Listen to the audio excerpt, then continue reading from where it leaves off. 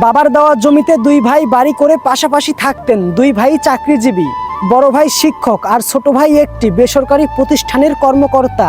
বড় ভাই একদিন বাজার থেকে কিছু চারা গাছ এনে বাড়ির সামনে রোপণ করেন।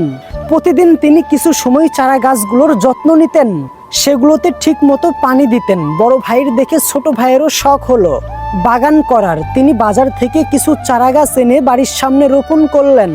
তার ইচ্ছে ছিল তার বাগানটি যেন তার বড় ভাইয়ের বাগানের চেয়েও সুন্দর এবং ভালো হয়।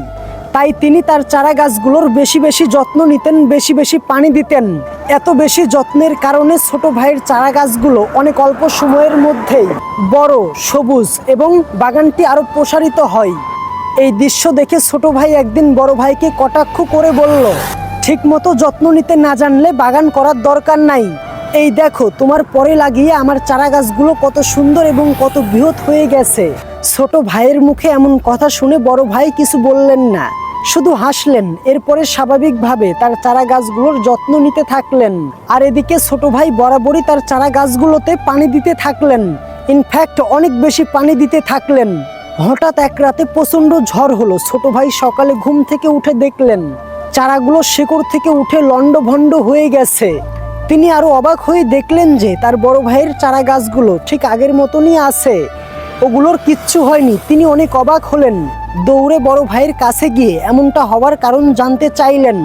বড় ভাই বলল, সবকিছুরই একটা স্বাভাবিক মাত্রা আছে, অতিরিক্ত কোনো কিছুই ভালো না। তুমি তোমার চারা গাছগুলোতে এত বেশি পানি দিতে যে এদের কখনো বাড়তি পানির প্রয়োজন হয়নি, তাই ওরা কখনোই মাটিতে শিকড় বিস্তার করে পানি নেওয়ার চেষ্টা করেনি।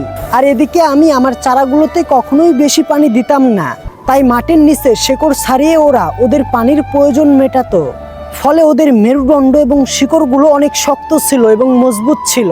বড় ভাইয়ের কথা শুনে ছোট ভাই নিজের ভুল বুঝতে পারল এবং অনেক অনুতপ্ত হলো।